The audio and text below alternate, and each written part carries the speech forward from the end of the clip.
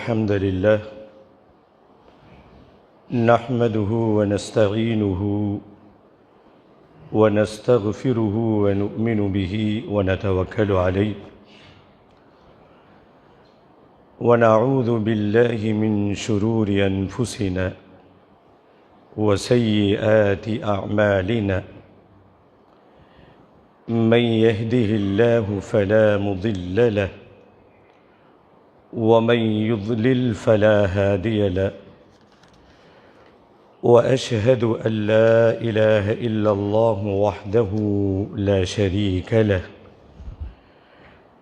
وأشهد أن محمدًا عبده ورسوله أرسله بالحق بشيرًا ونذيرًا وداعيًا إلى الله بإذنه وسراجًا منيرًا فقد قال الله تعالى في القرآن العظيم والفرقان المجيد أعوذ بالله من الشيطان الرجيم بسم الله الرحمن الرحيم يا أيها الناس اتقوا ربكم الذي خلقكم من نفس واحدة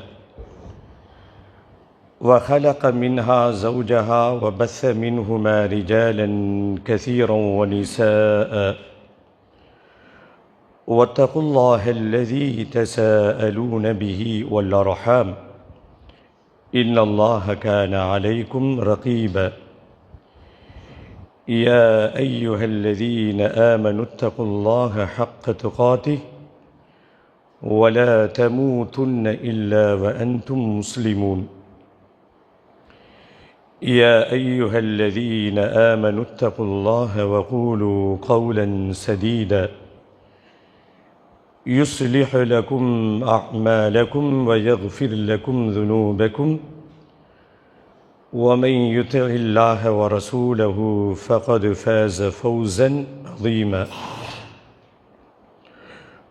اللهم صل على محمد وعلى آل محمد كما صليت على إبراهيم وعلى آل إبراهيم إنك حميد مجيد اللهم بارك على محمد وعلى آل محمد كما باركت على إبراهيم وعلى آل إبراهيم إنك حميد مجيد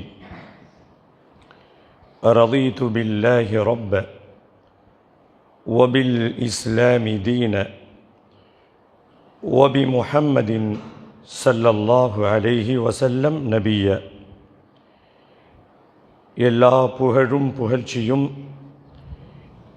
ஏக இறைவனாகிய அல்லாஹு ஜல்ல ஷானு தாலா ஒருவனுக்கே உரித்தாகுக. ஸலவாத்தும் சலாமும் உயிருக்கு உயிரான உயிரிலும் மேலான ரஹ்மத்துல்லில் ஆலமீன் அகிலத்தின் அருட்கொடை அன்னலம் பெருமானார் ஸல்லல்லாஹு அலைஹி வஸல்லம் அவர்களின் மீதும் அன்னாரினுடைய குடும்பத்தார்கள் கிளையார்கள் அவர்களுடைய வாழ்க்கை நெறியை அடியொற்றி வாழ்ந்த உத்தம சத்திய சஹாபாக்கள் சஹாபிய பெண்மணிகள் தாபிஈன்கள் தபா தாபிஈன்கள் ஷுஹதாக்கள் ஃபுகஹாக்கள் முஜாஹிதீன்கள் நல்லோர்களாகிய நம்முடைய முன்னோர்கள் குறிப்பாக அல்லாஹுவினுடைய ஆணைக்கிணங்க அவனை மட்டும் வணங்கி வழிபடுவதற்காக வெள்ளிக்கிழமை தினத்தினுடைய அளவிலா நன்மைகளை பெற்றுக்கொள்வதற்காக இறை தூதர் காண்பித்து தந்த வழிகாட்டுதல் படி ஹுத்துபா என்னும் பிரசங்கம் துவங்குவதற்கு முன்பாகவே பள்ளிவாசலுக்குள் வந்து காணிக்கை தொழுகை 2 ரக்காத்தை தொழுதுவிட்டு பிரசங்கத்தை எதிர்பார்த்து செவிதாழ்த்தி கேட்டுக்கொண்டிருக்கக்கூடிய உங்கள் அனைவரின் மீதும் எல்லாம் வல்ல அல்லாஹுவின் அன்பும் அருளும் என்றும் நிலவட்டுமாக. நம்மை படைத்து பரிபாலித்து கண்காணித்து கொண்டிருக்கும் எல்லாம் வல்ல அல்லாஹுவை அஞ்சி வாழும்படி முதலாவதாக எனக்கும் உங்களுக்கும் வசியத் செய்து கொள்கிறேன். ஊசீக்கும் வ ஈயாய அவ்வலம் பி தக்வல்லாஹ். கண்ணியத்திற்குரிய பெரியோர்களே, சகோதரர்களே, இளைஞர்களே, சகோதரிகளே, அல்லாஹு சுப்ஹானஹு தஆலா மனித வாழ்க்கையை பல்வேறு நிலைகளில் பல்வேறு கட்டங்களில் படைக்கப்பட்ட மனிதனை ஒரு குறிப்பிட்ட காலம் இந்த உலகத்தில் வாழச் செய்து திரும்பவும் தன் பக்கம் அழைத்து கொள்கிறான். முஸ்லிம்களிடம் பிரபலியமான ஒரு வார்த்தை, இது முஸ்லிம்கள்கிட்ட பிரபலியமான ஒரு வார்த்தையாக இருந்தாலும் கூட இந்த வார்த்தையை கேட்ட உடனே பலர்கள் அலர்ஜி ஆகிவிடுகிறார்கள் என்பதுதான் ஒரு சுவாரஸ்யமான தகவல். அந்த வார்த்தை கேட்ட உடனே சில பேர்த்துக்கு அலர்ஜி, ஒவ்வாமை ஆகிவிடுகிறது. அப்படி என்ன முஸ்லிம்கள்கிட்ட பிரபலியமான ஒரு வார்த்தை? மரண அறிவிப்பு செய்கின்ற போது சொல்லுகின்ற இன்னா லில்லாஹி வ இன்னா இலைஹி ராஜிஊன் என்ற வார்த்தை. இந்த வார்த்தை நமக்கு என்ன செய்தியை சொல்கிறது? அல்லாஹ்விடத்திலே வந்தோம், திரும்பவும் அல்லாஹ்விடத்திலே செல்லுகிறோம். இந்த மனித வாழ்க்கையை ஒரு குறிப்பிட்ட காலம் வாழச் செய்து இறைவன் திரும்பவும் தன் பக்கம் அழைத்து கொள்கிறான். இந்த உலகத்தினுடைய வாழ்க்கை சில ஆண்டுகள், அதற்கு பிறகான மன்னரை வாழ்க்கை பல ஆண்டுகள், அதற்கு பிறகுள்ள மறுமை வாழ்க்கை காலத்திற்கும் நேரத்திற்கும் அப்பாற்பட்ட ஒரு காலம். குறைந்த டியூரேஷன், ஒரு குறுகிய வாழ்க்கை மனித வாழ்க்கை, இந்த உலக வாழ்க்கை. பல்லாண்டு கால வாழ்க்கை கபர் என்று சொல்லப்படக்கூடிய மன்னரை வாழ்க்கை. காலத்திற்குள் அடக்க முடியாத, காலமே இல்லாத நிரந்தர காலமாக இருக்கக்கூடிய மறுமை வாழ்க்கை. இந்த மூன்று நிலைகளுக்குள் தான் நம்முடைய வாழ்க்கை அமைந்திருக்கிறது. குர்ஆனிலே அழகாக அல்லாஹ் சொல்லுவான், வமின் வராஇஹிம் பர்ஸகுன். இந்த உலக வாழ்க்கைக்கு பிறகு அவர்களுக்கு ஒரு பர்ஸக் என்கின்ற ஒரு மன்னரை வாழ்க்கை, திரைமறை வாழ்க்கை இருக்கிறது. எதுவரைக்கும் இருக்கிறது? இலா யௌமி யுபாசூன். நாளை மறுமைக்காக வேண்டி அவர்கள் எழுப்பப்படுகின்ற வரை அவர்களுக்கு மன்னரை தான் பெர்மனன்ட் அட்ரஸ், நிரந்தர முகவரி உள்ள வாழ்க்கை மன்னரை வாழ்க்கை. குர்ஆனிலே மனிதனையும் மண்ணையும் இணைத்து பேசப்படுகின்ற பல்வேறு வசனங்கள் இருக்கிறது. மனிதனுடைய மூலப்பொருள் என்ன? நம்முடைய மூலப்பொருள் மண். மனிதன் மண்ணால் படைக்கப்பட்டிருக்கிறான் என்று சொல்லப்படக்கூடிய மண்ணோடு மனிதனை இணைத்து பேசுகின்ற பல்வேறு வசனங்கள் குர்ஆனிலே இருக்கிறது. ஒரு வசனம் நமக்கு போதுமானது. அல்லாஹ் சொல்லுவான், மின்ஹா ஹலக்னாக்கும். இந்த மண்ணிலிருந்து தான் நீங்கள் படைக்கப்பட்டீர்கள். நம்மளுடைய மூலப்பொருள் மண். வஃபீஹா நுஈதுக்கும். திரும்பவும் இந்த மண்ணுக்குள்ளே நீங்கள் செலுத்தப்படுவீர்கள். வமின்ஹா நுஹ்ரிஜுக்கும் தாரத்தன் உஹரா. இதே இந்த மண்ணிலிருந்து தான் திரும்பவும் நீங்கள் எழுப்பப்படுகிறீர்கள். மனிதன் மண்ணின் மீது ஆசை கொள்கிறான். பார்க்குற இடமெல்லாம் வளைச்சி போடணும்னு நினைக்கிறான். இதுக்கு என்ன காரணம்னு யோசித்து பார்த்தா, கொஞ்சம் விளையாட்டாக சொல்வதாக இருந்தால் நம்முடைய ஜீனிலே ஒட்டி கொண்டிருக்கக்கூடியது. அனுபவிப்பது என்னவோ ஒரு குறுகிய காலம்தான், எல்லாத்துக்கும் தெரியும். ஆனால் பார்ப்பதையெல்லாம் வளைச்சி போட்டுவிட்டு இது எனக்கு சொந்தம், இது என்னுடைய ப்ராப்பர்ட்டி என்று மனிதன் மண்ணின் மீது ஆசை கொள்கிறான். மண்ணு மனிதன் மீது ஆசை கொள்கிறது.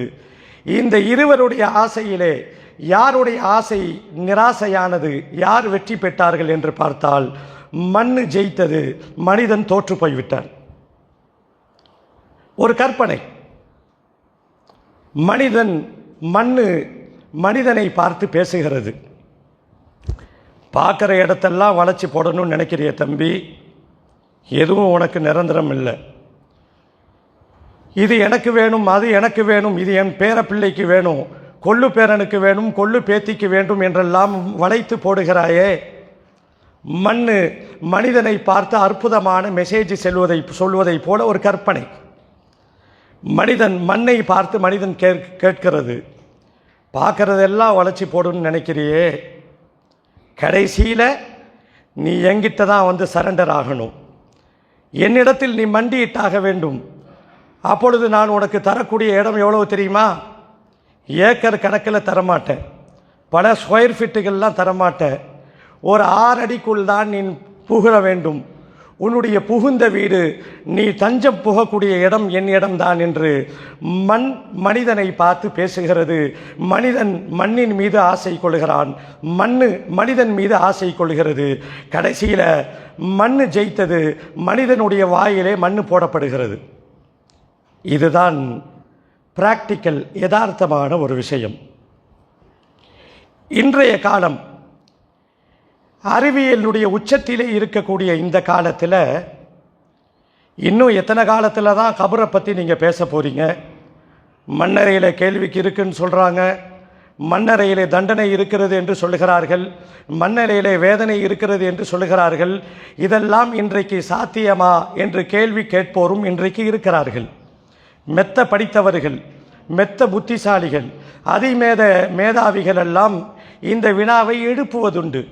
நாம் என்ன கேள்வி எழுப்பினாலும் எழுப்பாவிட்டாலும் நாம் கடைசியிலே தஞ்சம் புகுக்கக்கூடிய இடம், நம்முடைய கடைசி இடம் மண் என்பதை நாம் மறந்துவிடக்கூடாது.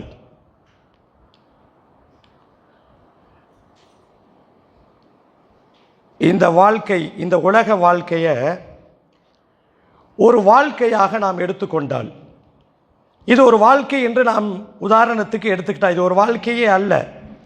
இந்த வாழ்க்கையை நாம் எடுத்துக்கொண்டால் மண்ணுக்கு கீழும் சிலர்கள் வாழ்ந்து கொண்டிருக்கிறார்கள் என்பதை மறந்துவிடக்கூடாது. ஆதம் அலைஹிஸ்ஸலாம் முதல் கொண்டு இன்றைய மனிதன் வரை மண்ணுக்குள் ஒரு பெரும் வழித்தோன்றல்கள் வாழ்ந்து கொண்டிருக்கிறது. நாம் பூமியினுடைய மேற்பரப்பிலே வாழ்கிறோம், அவர்கள் பூமியினுடைய கீழ்பரப்பிலே ஒரு திரைமறைவான வாழ்க்கையிலே வாழ்ந்து கொண்டிருக்கிறார்கள், சில வித்தியாசங்களோடு.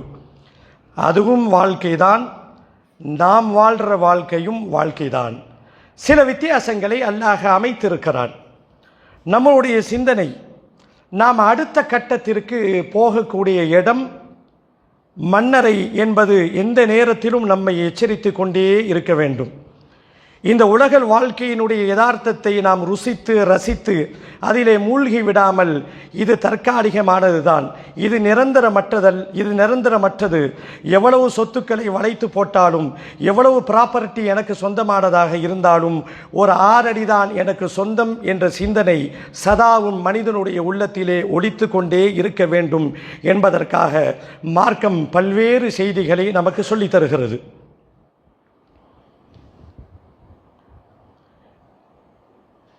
சிலர்கள் ஒரு புது வீடு கட்டுகிறார்கள். இப்போ நாம் ஒரு புது வீடு கட்டுறோம். இந்த புது வீடு கட்டும் பொழுது நாம் என்ன செய்வோம்?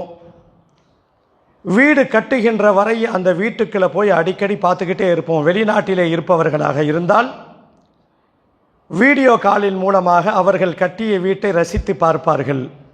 இந்த வீட்டில் தான் நான் குடியேற போகிறேன், இந்த அறையில் தான் நான் தங்க போகிறேன், இங்கு தான் நான் இளைப்பாற போகிறேன் என்று நம்முடைய கனவு இல்லத்தை கட்டுகின்ற பொழுது அதை எதிர்பார்த்து காத்திருப்பதை போல ஒவ்வொரு மனிதனும் நம்மளுடைய அடுத்த வீடாக இருக்கக்கூடிய மண்ணறையை கொஞ்சமாவது ஞாபகம் வச்சுக்கிட்டே வரணும்.